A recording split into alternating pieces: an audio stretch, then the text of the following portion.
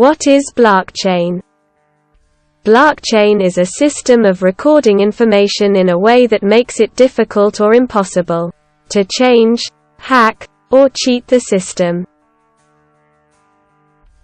A blockchain is essentially a digital ledger of transactions that is duplicated and distributed across the entire network of computer systems on the blockchain.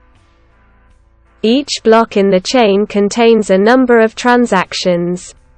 And every time a new transaction occurs on the blockchain, a record of that transaction is added to every participant's ledger. The decentralized database managed by multiple participants is known as distributed ledger. Distributed ledger technology is a digital system for recording the transaction of assets, in which the transactions and their details are recorded in multiple places at the same time, have no central data store or administration functionality.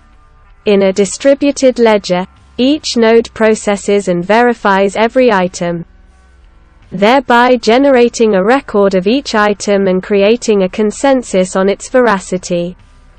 A distributed ledger can be used to record static data, such as a registry, and dynamic data, such as financial transactions.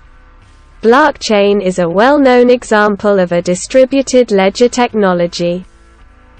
What is distributed ledger technology?